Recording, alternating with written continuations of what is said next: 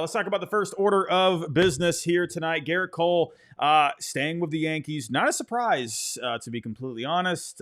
We all saw the news of him opting out, but the other part of that was if the Yankees exercised the final year of the contract, then that would negate that. So he would stay with the Yankees. But in the end, they're basically just going to be canceling out that last year, and it's basically just going to be a 4-year deal from here on out. So it could have been 5 years up to 180, but instead it's just going to be the 4-year, 144 remaining. It's kind of, in a way, kind of a nothing burger, right? I think we were all wondering, could the Yankees, maybe possibly not exercise that final option? I didn't think it was going to happen, really. I thought there was maybe like a 0.1% chance of it happening. But, I saw some people out there even, pointing out, right, Gerrit Cole, the way his arm has been, right? He had the injuries coming into the year. Could this be a guy that ends up needing Tommy John at some point? Who knows what ends up happening? But I saw some people out there floating the idea around of just letting Cole go into free agency and using that money to help bring back Soto. Not like the Yankees really need help anyway when it comes to the money, but using that money for Juan Soto, possibly another player or two. But again, it's a nothing burger, nothing crazy by any means. But now the question is what's going to happen here with the Yankees moving forward when it comes to free agency for this offseason, right? I talked about this last night with Juan Soto. No news on Juan Soto today, everybody. I am sorry. I am very sorry. We're not going to have it's not going to be like last year when we were talking Ohtani from day one, right? Soto, we don't got that here where we have something every day. So I'm sure it's going to pick up here at some point in the next few days. But I mentioned this last night. I feel like the Mets have the leg up when you take a look at both of the financial situations. The Mets are well under that CBT. Again, like for them, like I just said with the Yankees, doesn't matter all that much, right? You got the Cohen dollars over there. He can back up the Brinks truck wherever he wants, right? But if you are looking at the CBT, the competitive balance threshold, the Mets are well under it. So it's funny because the Mets, they could have themselves a very good offseason that could include Juan Soto, and they might not even have to go over the CBT. You could go bring in Juan Soto for, let's say a $45 million per year deal, bring back Sean Manaea, and you're still under that CBT. It's just crazy to me. We'll see what the plan is. Will they want to reset the CBT? The luxury tax. They have been paying a lot of luxury tax over the last couple of years. Will they want to reset that this offseason? We'll see. We'll see if they want to go up to around that $300 million payroll. I don't know what their plan is for that. I wouldn't be surprised either way because there's an advantage for both, obviously, right? Go buy all the players. Your team is very good. Stay under the CBT while you reset the tax. So either way, they're good to go. But the Yankees, on the other hand, they got a lot of contracts here. You got Judge, you got Cole, Rodon, Stanton, right? There's a lot of money here on this payroll. And it's not just Soto that you need to bring in. You bring in Soto. Yeah, I mean, bring him back, of course. But there's a lot of other things you got to do here. What's going to be the deal? What's going to be the deal with third base? Jazz Chisholm, I do not expect him to be staying at third base. I would imagine with Gleyber Torres now a free agent, I think you have absolutely a guy here that can just go take over for Gleyber Torres at second base, or you could put Jazz Chisholm out in center field. You want to put him at either one of those positions, at least in my opinion, because he has the range, right? He moves well. He can move well at either position. Why could you do a situation where he goes back and forth between the outfield and second base? I don't know. But because of that, you are going to need to do something at third base, right? I think DJ LeMahieu at this point, you need to keep him at first base with all the injuries he's been having. Third base is absolutely an area that the Yankees have to, take a look at this offseason. Could you turn towards someone like Alex Bregman? Could you maybe go to the trade market, look at someone like Nolan Arenado? I could see the Yankees taking a look at either option there. Could you go out, maybe go after, I don't know, it's not really in my opinion, the best option out there. But even someone like Yohan Moncada, and try and see if you can get a bounce back season out of him. Either way, they're going to have to do something about third base. So again, that's, you're looking at money here that you have to spend elsewhere on the roster. Also the bullpen.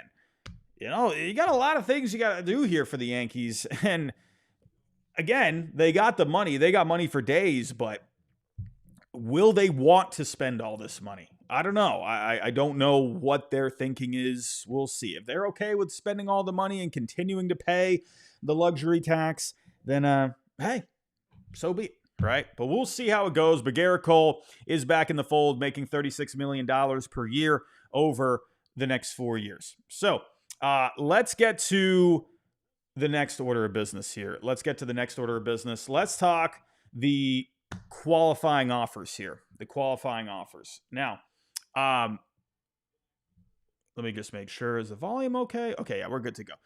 Let's go over here to the qualifying offers, right? And, a lot of them, no surprise, right? In case you're wondering what the qualifying offer is, for this year, I believe it is it 21 million? I believe it's 21 million. Is it 21 million? I'm just making sure here. Let me just double check. 21.05 million. Okay. So, again, a lot of non-surprises here. Willy Adames with the Brewers. Yeah, of course. For the Brewers, I do not expect Willy Adames to be going back to the Brewers, right? Small market team. He's going to be getting himself a very nice payday this offseason. So, yeah, for the Brewers, yeah, absolutely. You should throw that offer at him. And when he leaves, you'll get a draft pick in return for compensation. That's how the qualifying offer works. Pete Alonso. Yeah, absolutely expect Pete Alonso to be getting this. I personally think Pete Alonso is going to head elsewhere this offseason. I'm thinking at it more from a point of view from David Stearns.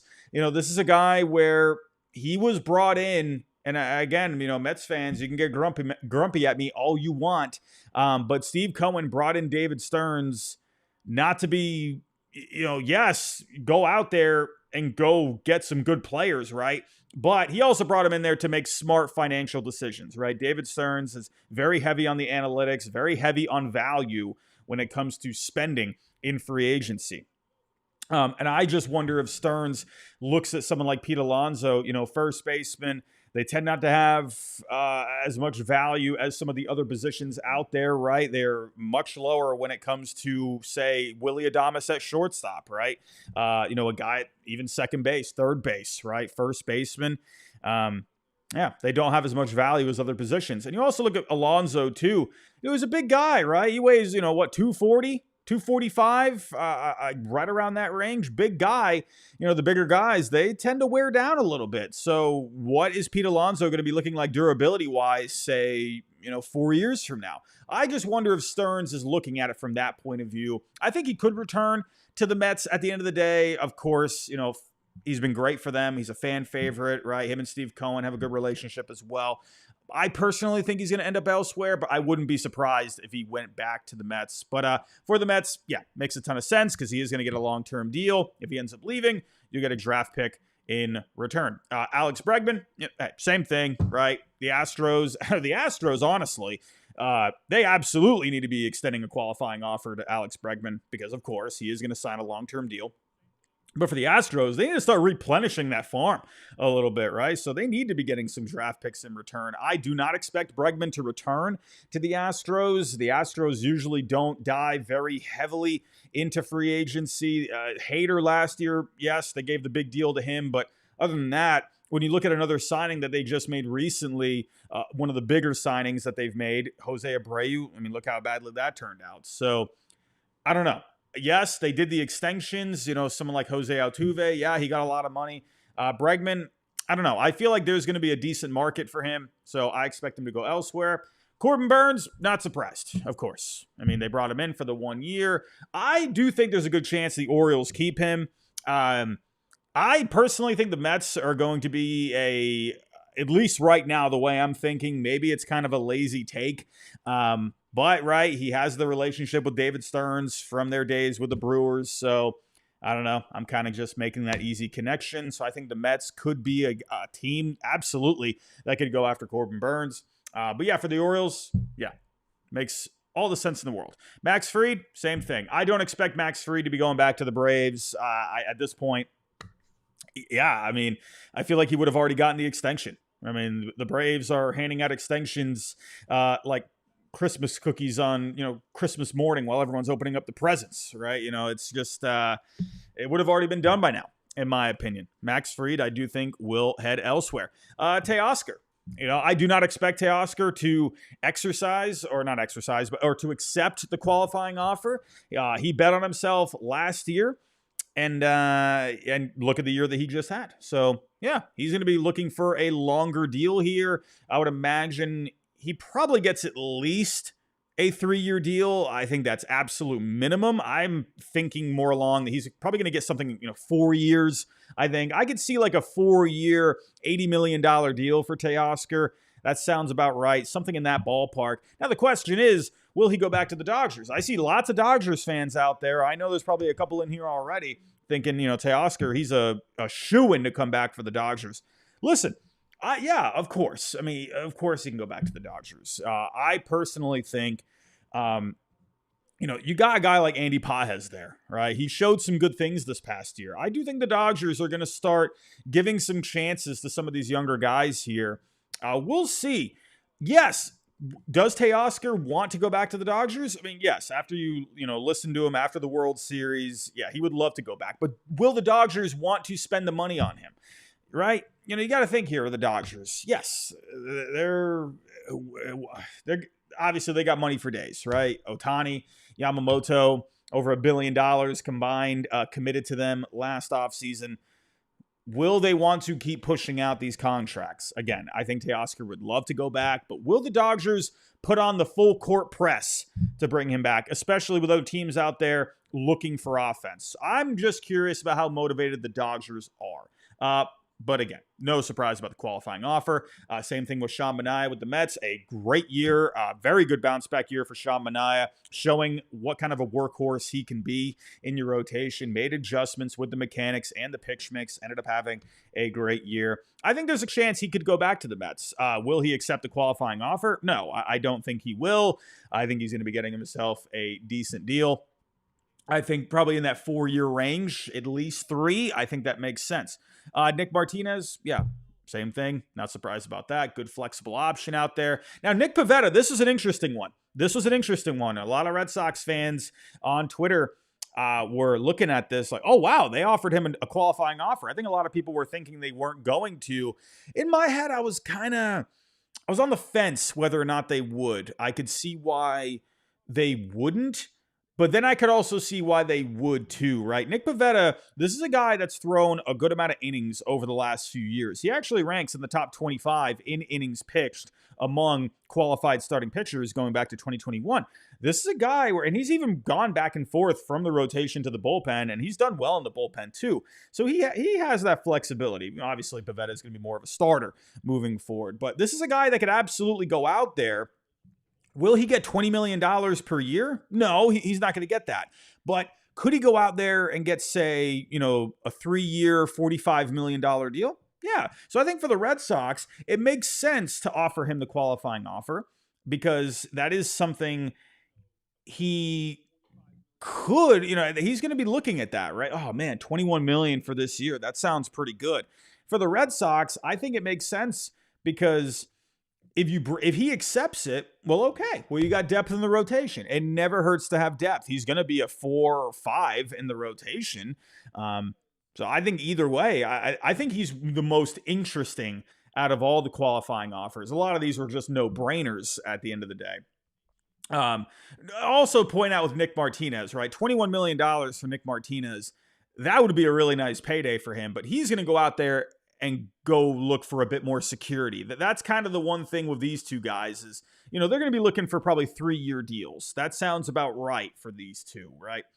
Veteran guys, looking for, a good amount of security over the next few years and making a decent salary. No, they're not going to be making 21 million a year, but if you're making 15, 16 per year, and you make around 50 million bucks over the next few years, well, yeah, 50 million bucks. Let's say you end up making the 21 million for the qualifying offer, then you end up having not so great of a year, and then you go back out to the market next offseason, and then you don't really got a market. These two have a market this offseason, so that's why I think it makes sense, especially from the Red Sox point of view, to offer that to him. Because either way, they win in this situation because they don't necessarily need him to come back, but it would be good if he does come back. I would not hate Nick Pivetta coming back to the Red Sox at all. Moving on to a couple other guys here. Santander, yeah, obviously he's going to get a long-term deal, probably 4 or 5 years, I would imagine. Severino was interesting, but he had a good bounce-back year this year. I was thinking, could Severino maybe take it, go once, have another year under his belt and then try to, maybe even get a bit of a better contract next offseason, right? Because he's had his ups and downs over the last few years, especially with the injuries, and he had a decent year. But I think Severino, he's going to go out there. He'll get a few years, I imagine. So, but hey, for the Mets, good call. Yeah, Juan Soto, obviously. Yeah, no brainer there. But we got, and Christian Walker. I do not expect Christian Walker to exercise this or to accept the qualifying offer. I think this is a guy, right? He's about to turn 34 years old in a few months here. Yeah, this is his last chance really at a good payday. So I think he's going to be looking for, I would imagine, at least a 2-year deal, right? So I think he'll end up getting a 3-year deal somewhere. But now let's talk about some guys who did not receive the qualifying offer. Paul Goldschmidt, not surprised. The Cardinals, they're looking to cut payroll. So they're willing to move on at this point. They got younger options there. Walker Buehler, I think Walker Buehler at this point, you don't offer him the qualifying offer because obviously he's had, the arm issues over the last couple of years. This year, he came back from Tommy John. Sure, he showed some good stuff in the postseason, but he was not worth $21 million this year, not even close. So he's going to have to, I think, take, it's going to be interesting what he ends up getting. I would imagine he probably ends up doing like 1 year, 15, something like that. That's what I think he'll end up getting. I think you can go back to the Dodgers. I just don't think $21 million for Walker Buehler with what's been happening with him over the last couple of years, it just doesn't make all that much sense. And same thing with Shane Bieber, right? Yes, he has the very good track record. But again, he's not even going to pitch a full season next year. So at least Walker Buehler, you're going to have him for a full season. But with Bieber, he's going to be coming back at some point in the middle of the year next year. So, yeah, he's nowhere near worth $21 million. For the Padres, Ha-Seong Kim. Jerickson Profar, I think, is interesting. That makes me wonder with the Profar is a really interesting case for this offseason because this is a guy where he's kind of had an all right track record, right? He's had a couple of seasons where he's been worth around 2 wins, but then he had a career year this year. So, but I find this interesting because if you look at it from the Padres' point of view, that makes me think like, okay, what are they, trying to do here with the payroll, right? Because Profar, he was absolutely worth $21 million this year. I believe, if I'm remembering correctly, he was a 4-win player this year, right around that. Yeah, he was definitely worth that money, but this kind of makes me think, I don't know, maybe the Padres are really, I don't know. They're not really willing to even take a chance on him even accepting the $21 million. So I think that said a lot right there. Getting back to the Red Sox with Tyler O'Neill, I'm not surprised about this, right? I've been thinking from the get-go, Tyler O'Neill is not going to be back with the Red Sox. He always came off to me as an Adrian Beltre kind of a move where they brought Beltre in 2010, had a great year, and then he ended up going elsewhere. I see the same thing with Tyler O'Neill. The Red Sox, Tyler O'Neill was basically the fallback, right? He was the guy that, they were really looking at Teoscar, but then in the end, Tyler O'Neill was the guy that they had going back and forth between the outfield and the DH spot. But Tyler O'Neill, to me, this is a guy where, yes, he showed a lot of good things this year, a lot of power, hit over 30 homers, but he still missed a good amount of time this year, 113 games played. I just think for me, the Red Sox, they're going to be looking at more dependable options out there. I think Teoscar is at the top of their list. They went after him last offseason, and they were willing to give him, a couple of years, right? It looked like there was momentum building towards a deal, and in the end, they just couldn't come to an agreement, and he basically took a qualifying offer with the Dodgers last offseason, if you want to look at it from that point of view, right? Right around $20 million. But yeah, I just think the Red Sox are going to be looking for more dependable options. I don't think they even want to even risk O'Neill coming back for that much money. That tells me the Red Sox are looking to add something for the offense. That's a big sign to me, right? That they're looking to do a couple of different things with the lineup. It's not a surprise that they offered it to Nick Pivetta, in my opinion, because they need pitching depth, right? The Red Sox are still working on the pitching depth in their organization, right? It's still not a complete thing. So I'm not surprised about Pivetta, but O'Neill, they got a lot of bats there. They're going to need to add some right-handed bats, so I think that says a lot. And Gleyber Torres, I think for Gleyber, right, obviously just the bad year, just not worth the $21 million. And I think with the Yankees, I think they need to get some better defense at second base, right? Gleyber Torres, I don't know. I just think the Yankees, when you looked at how they were in the World Series, a lot of they weren't very efficient defensively in the World Series. I still remember a couple of plays with Gleyber Torres where I'm like, dude, hurry up. It was like a double play. I can't remember the exact what game it was, but there was one where he had a double play and it should have been a double play, but he was just moving not fast at all. He was very slow on the play, and then the Dodgers ended up beating it out. And it was like, what the heck, dude? What are you doing? I think the Yankees at this point, yeah, they already have a guy in Jazz Chisholm that can go there. So, and here are some of the other guys that were not eligible for the qualifying offer. But in the end, a lot of no surprises here. A couple in here that were, I think, pretty interesting at the end of the day. But, yeah, qualifying offers. Aren't those fun? But let's get to the next subject here. What are you guys saying here in the chat? What do you guys got going on here? Odd Villain, Profar to Boston. I don't see that because they're really looking to get some right-handed bats. Profar, I think you could see him maybe going somewhere. In my opinion, I was thinking, all right, hey, this guy can probably stay in San Diego. I think that makes a lot of sense. Had the good year. Why fix what's not broke? I think a team like the Blue Jays could make some sense. I think they could use a good lefty bat like him. I think there's a spot there. We'll see. I don't see Profar in Boston, though. Zach G. Gleyber Torres was good when he went to the leadoff spot, and I think that's going to help him in free agency. A team like the Mariners, I think, makes some sense, right? Get a little bit of offense there. Gleyber is a guy that gets on base. I think the Mariners would be a good fit there. They need a bit more plate discipline. I think that makes some sense. The MLB channel, Devin Williams should be traded. Let's talk about that. Let's talk about Mr. Devin Williams here. And I was going to talk about this last night. And, I just didn't get to it. And let me make sure here. Am I going to hit the right button? I think I'm going to hit the right button. Am I hitting the right? There's the right button. Devin Williams. The Brewers declined the club option for Devin Williams. However, he is still under control, right? He's still in his arbitration years. He was going, if they exercise the option, he was going to end up getting $10.5 million.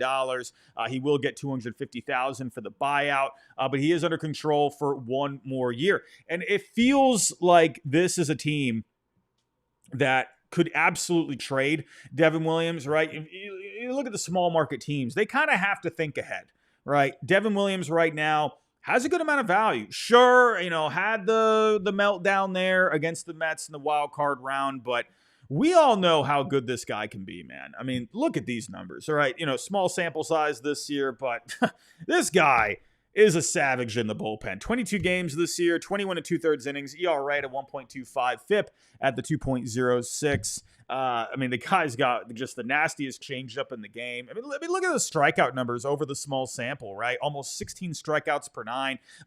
He has had issues with the control. That is something that has bit him a little bit, but the stuff is so good with him, and he works around that. So, but with the Brewers, if you take, you got some guys here in this bullpen. Taking a look here at the Brewers, you had a few guys that had good years. McGill, Koenig, Piamps, even someone like Hudson. So they have guys, don't forget about DL Hall. Like, what's going to happen with him? I would imagine Hall is going to get some kind of a look in the rotation next year, I would imagine. And then, someone like Aaron Ashby can go back into the bullpen. So you have other options here. And I just think it makes a lot of sense to move Devin Williams at this point, right? Again, he's going into the last year of control there. And when you take a look at his value, he's got pretty good value. Right around $11.2 million, according to Baseball Trade Values. That gets you, couple of, at least a pretty decent prospect out of it. Or could you see the Brewers maybe look to add a cost-controlled guy that can, be major league ready? I could see possibly something like that. Maybe they could, I don't know. If you're looking at the Brewers, I feel like, when you look at the lineup, could you maybe try and find a third baseman out there? I think you could see them possibly take a look at someone like Yohan Moncada on a 1-year deal. I think that could make some sense. But, I think you could see a possibility where, you work out something to maybe bring back some major league ready talent. I don't know. Maybe a team out there could have a depth starter that's under control, right? But maybe they already have a pretty deep rotation. Maybe that could be something that could help the Brewers, or you just get some good old prospects in return, right? I could definitely see something like that. If you're thinking about some teams out there that could use some help in the bullpen, right there, you look at the Toronto Blue Jays down right there at the bottom, number 30 overall. Blue Jays bullpen was terrible this year. ERA at 4.82, FIP at the 4.84. They were giving up home runs left and right. Jordan Romano, he's had a lot of success in the past, but he just didn't have it this year. He was hurt this year. So I think the Blue Jays could definitely make some sense here. I would even point out the Yankees. I think the Yankees could make a lot of sense, right? Clay Holmes is a free agent. Let's see what happens with him. Luke Weaver became the closer there, but are the Yankees going to be comfortable moving forward with Luke Weaver as the closer? Yes, very good year for Luke Weaver. Not taking anything away from that. That guy was just ridiculous this year, but does not really have the track record. I'm just curious, what is the Yankees' confidence level when it comes to Luke Weaver moving forward? Or would they be more confident in adding a guy like Devin Williams? And then that'd be pretty nasty at the back end with Williams and Weaver there. I think that's pretty solid. There's definitely some other teams that could use it, The Angels, they're looking to make some things happen. Let's see what they do this offseason. They've already made a move with Jorge Soler. Could you go after him, beef up that bullpen if you really are trying to compete? Yeah, I could definitely see something like that. Could you see the Astros maybe make a play? The Astros, I think, could be pretty fun if you're looking at their bullpen here. Taking a look. That is not the Astros. That is the Astros. Wait, this is not the... Wait, hold on a second. What is going... Hold on a second. All right, it says Houston Astros right there, but I got the Tigers lineup right here. Tarek Skubel's not on the Astros. Fangraphs, what in the world is going on here? I've been bamboozled. Okay, there we go. Just had to reload it. All right, but if you're looking at the back end of the bullpen, right? Hader, Abreu, Presley. Could you imagine if you added Williams back here? Goodness gracious. Probably not, though. I think they're pretty set. I love me a nasty back end of the bullpen that's deep, man. Love that. But yeah, I don't see the Astros doing that.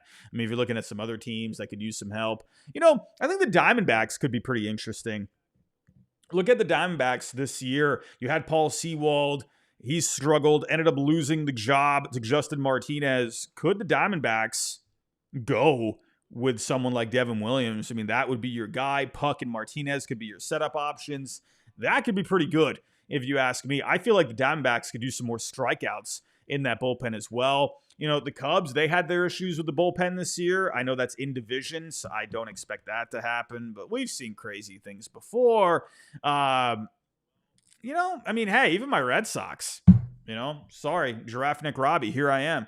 But, the Red Sox, right? Liam Hendricks, that was a guy they brought in last offseason, a 2-year deal. But Liam Hendricks, he has not really pitched all that much in the last couple of years. I think the Red Sox need to bring in insurance for the back end of the bullpen. All right, no more Kenley Jansen. Chris Martin's probably out of there. I think Devin Williams could be huge for the back end of the Red Sox bullpen, right? If you got him and Hendricks at the back end, that's pretty nasty.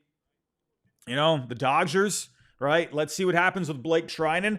If the Dodgers don't bring back Treinen, you could definitely make a play for someone like Devin Williams. That would be pretty nasty. Him and Kopech at the back end. Oh, nasty. The Phillies. Could you do, Phillies, man, right? Hoffman, Estevez, they're free agents. Could you see the Phillies go after him, right? Dealin' Dave, he loves to make deals. We'll see. But I definitely think there's going to be a good market, right? If I were to look at two teams, I think traditionally here when it comes to trades, I always think, usually more than not, it's better to maybe trade out of the league, right? Maybe send him to the American League so you don't got to run into him in the National League, right? The Yankees, Blue Jays, I think those two teams make a lot of sense. Blue Jays, obviously, because that bullpen's so bad. But look out. Yeah, Williams, he's got good value, for a guy that only has one more year of control. I definitely think the Brewers are going to cash in here. I absolutely think that's going to happen. But let's take a look at the chat here. What do we got going on? Eric Prince. Robbie, do you think whichever team between the Yankees or Mets misses out on Soto this offseason will pivot to Kyle Tucker next offseason? I mean, hold on a second. I'm trying to just get through this offseason, for crying out loud. I mean, Mike, I'm already thinking way too much. Now I got to think about Kyle Tucker. Kyle Tucker, he's going to be a fun one next offseason. I mean, we'll see.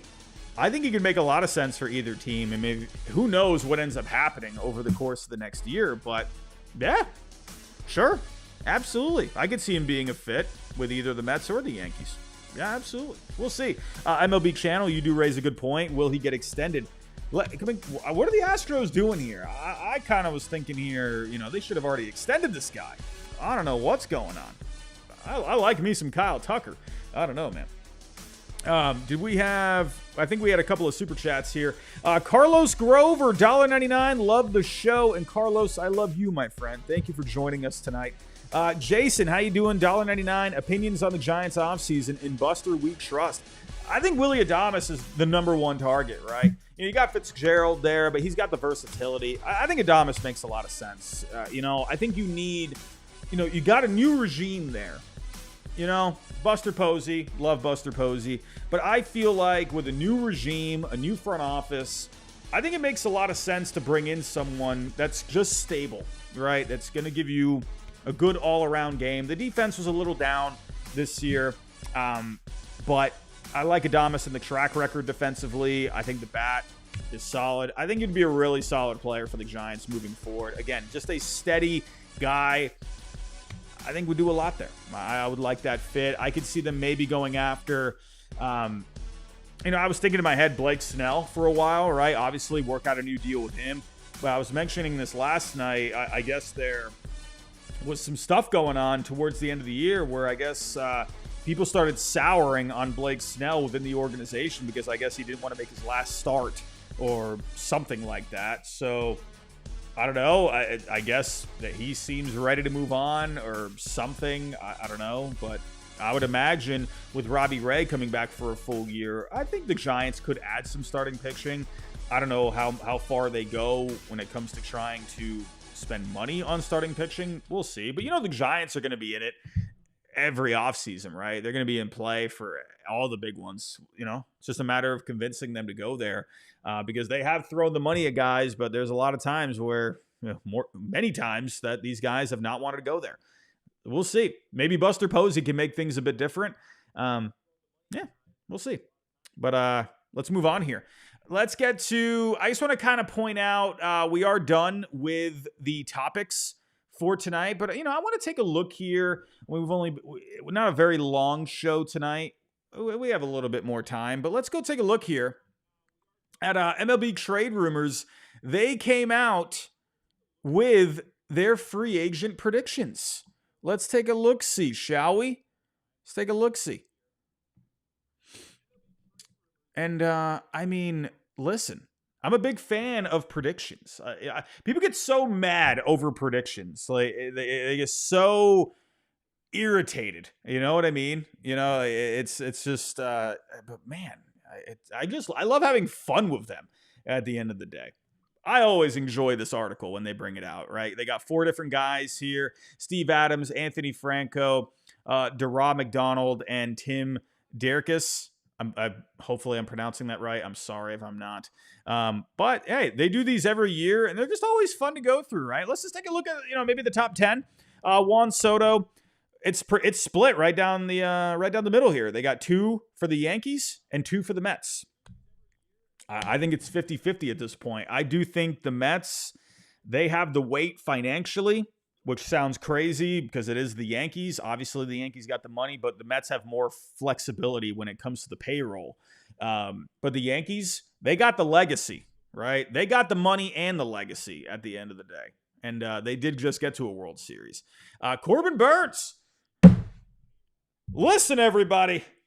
Here comes Giraffe Neck Robbie. Oh, man. See that? I see a little something here. A little something here. Oh, man, we're getting spicy.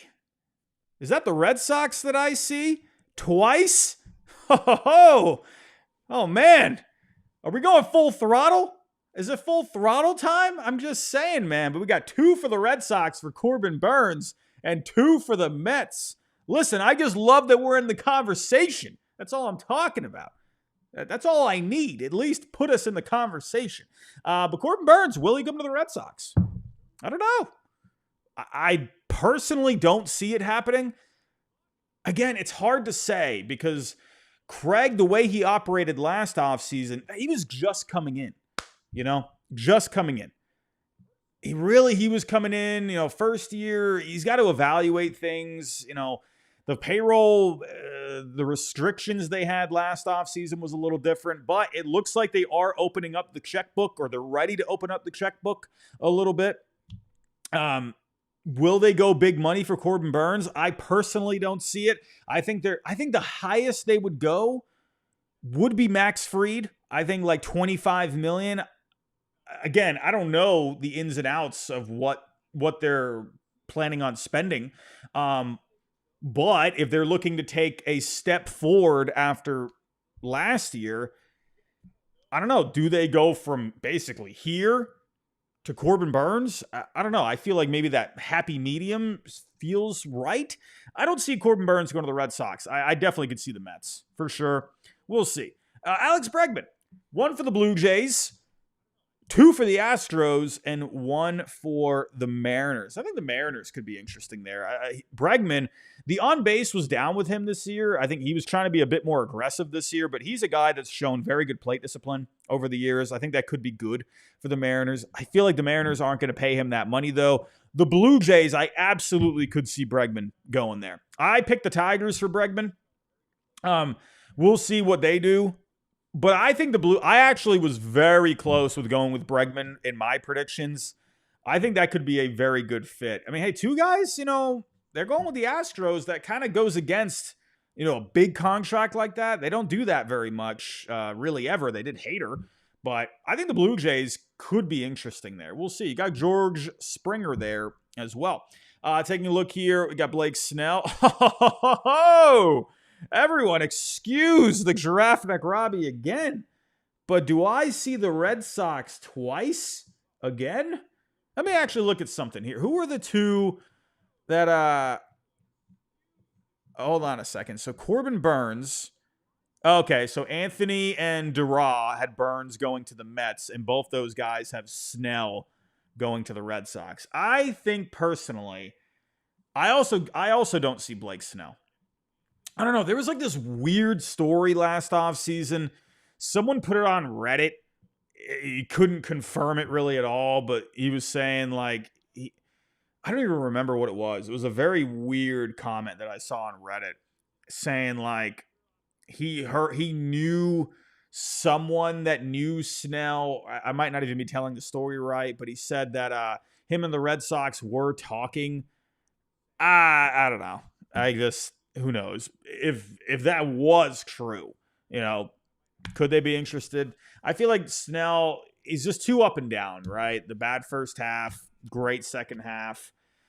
There's always something with Blake Snell, right? Go back a couple of years ago, the high walk rate. This year, bad first half, good second half. I just feel like he's just too up and down.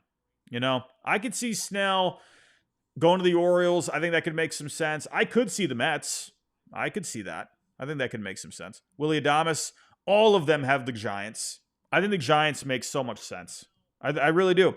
If I'm looking at some other teams, right? I think you could maybe see a team like the Blue Jays, right? You got Bo Bichette.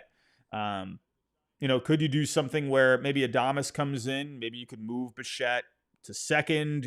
Maybe Adames can play second or third. I think the Blue Jays could be a pretty fun fit. I see the Braves a lot. It's not really the Braves. It's not really a character play for them, right? They don't really go after these big free agents. We'll see. I think he's going to get more than 160 over 6, though. 160. I think he's going to end up getting like a 7-year deal. I could see Adames getting that. I think he's going to be... I'm actually going to do a video soon. I'm going to do my contract predictions. I'm pretty excited to do that. Adames, though, yeah, I think makes a lot of sense. Let's go to Max Fried. I see a lot of people out there. Saying he's going to go to the West Coast. I think he could go to the West Coast, right? Anthony here has him going to the Dodgers. That's just stupid if he went to the Dodgers. That's not stupid as in it's a bad move. It's just stupid because he would be the 4 in your rotation. Ohtani, Yamamoto, Glasnow, and Fried. That's ridiculous. I mean, come on. But the other 3 have the Cubs. I think the Cubs are interesting. I think, that it's going to be interesting to see how their offseason plays out. They already have a pretty deep rotation as it is. Starting pitching was not a problem for them. We'll see. We'll see how that goes. That would also give them the 3rd lefty. They also, 3 of them here agreed with my pick of the Nationals. I picked the Nationals for Pete Alonso, and all 3 of these guys went with the Nationals, and Steve went with the Mets. I could see Alonso going to the Nationals. I think it makes sense, right? I could see him going back to the Mets, but if there's a team out there that could use a power bat, the Nationals are absolutely a team that makes a lot of sense because they also don't have an immediate answer at first base. I think it makes a lot of sense for them, as they are going into a competitive window. I think he would be a really good fit there. Jack Flaherty. I actually really like this pick right here. I almost went with this in my predictions. I would love for Jack Flaherty to go to the Angels. The only thing that holds me back on this is Artie Moreno has never, maybe one time, I believe with CJ Wilson, he is not someone that signs off on big contracts for pitchers. I think if there's one time you could make it an exception, I think Flaherty would be a fantastic fit for the Angels. I think. Because when you think of Flaherty, I don't see Flaherty as a true number 1. I see him, with how he pitched this year and at times last year, I think he's a guy that's a 2. Right now, at least, right? I think for me, with the Angels, he seems like a guy that you could throw a lot of money at, overpay for him to go there. And he's a California guy. I think he makes a lot of sense for the Angels. I really wanted to go with him for the Angels. But I just thought, I don't know, man. I don't know. I wasn't sure about it. Just with Artie Moreno, he just doesn't really go with the pitching all that much. I went with Waka, and that was obviously not the right pick because he went back to the Royals. Santander, Royals, Blue Jays, Giants, Yankees. They are split on Anthony Santander. I went with the Reds. Probably a bad pick. I don't know if the Reds spend that money. I went with the fact that you got Francona there. Gives him a bat that he can rely on, because there's just a lot of uncertainty with the Reds, who's playing where, down years, injuries. Santander is a guy that you he can come in and give you some pop. I think Francona would like something like that. Will they spend the money, though? I don't know about that. But I think the Royals is a fun fit. I think the Blue Jays makes a lot of sense. I think the Giants could make some sense. I think the Yankees make a lot of sense, along with the Mets. Whoever misses out on Juan Soto, if Santander is still on the market at that time, I'm telling you right now, I feel like we could see a situation. Remember last year, Scott Boras, you had the Boras 4, Boras 5, I think it was even 5 guys at one point, where these guys were, Montgomery, Snell, they weren't signed until spring training. Cody Bellinger. Are you going to see the same thing with Soto? I mean, you look at Bryce Harper, Machado. I really hope we don't see that with Juan Soto. I don't know. But I think if Santander is still there on the market, I think it'd be a great fallback for either the Mets or the Yankees. And let's do the last one here at number 10, Sean Manaea. Mets, Cubs, Tigers, Astros. I find the Astros interesting. I don't know. Will they do? I feel like they don't need the pitching. I mean, it never hurts to have a lot of pitching, but they got a lot of pitching coming back. Mets, I could see Manaea going back, to be honest. Why fix what's not broke? Cubs, I could see the Cubs. Tigers, I think, could be pretty fun. I would actually really like that. 2 lefties at the top there with Skubal and Manaea, and I think it gives them an innings guy. I went with the Guardians. I don't know. I went with a couple of surprise picks. The Reds picking up Santander. They don't usually go out there and spend big bucks like that, but I feel like every offseason we see something that's unpredictable. Right, that you didn't see coming. So I went with Manaea to the Guardians and Santander for the Reds, right? I feel like it's every once in a while you'll see teams like that open up the checkbook. I went with a couple of bold picks. I could absolutely see Manaea being a Guardian, at least on paper, because they could really use the starting pitching and a guy that can give you innings. But will they open up the checkbook? I don't know. We'll see. But everyone, that's all I got here for tonight. Great show here tonight. Everyone, the goal for tonight was 200 likes. If you can help us get there by the time we get off here, I'll love you forever. And everyone, please go check out Fenway Faithful, the second channel. We are so close to 1,000 subscribers. Let's actually check. What is the count? We're at 966. We are 34 subscribers away from 1,000 over at Fenway Faithful. I am going to be starting streams over there soon, but I want to get that subscriber count up a little bit, and so that way we could have at least some kind of an audience when we start those. But I will be starting streams over there, and we are going to be pumping up the content. But yeah, Fenway Faithful, go check it out. But everyone, I want to thank you again. Another great stream here tonight. I think we almost got up to like 500 people tonight. So thank you for all of you that did join in. If you are still new, think about subscribing. We're talking baseball here all the time. And we're going to have a fun offseason. But everyone, have yourself a great night. Go get some rest. I got to wake up early tomorrow. I got some stuff to work on. This week, be on the lookout for trade predictions. I came out with my free agent predictions. And I'm going to see... I got a lot of people that got grumpy at me over the free agent predictions. Maybe I can salvage it a little bit with the trade predictions. Probably not. I'm probably still going to get a lot of people grumpy at me. That's just the way it is. I can't wait to see the comments saying, this guy doesn't know anything. This guy has no credibility. I don't care. But we'll see how those do. But check out that one. I believe that's going to be Wednesday, Thursday, the latest. So... I also hope to be doing contract predictions at some point. And busy week. And have we got anything to talk about tomorrow? I know tomorrow's election day. Tomorrow's election day, so I know tomorrow's a busy day for people. I don't know if we'll be live tomorrow. I feel like that is probably going to be dominating the news cycle for tomorrow. We'll see. If there's anything to talk about, we'll go live tomorrow. But, yeah, we'll see. But, everyone, go have yourself a great night. Thank you for joining me tonight, and I'll talk to you next time.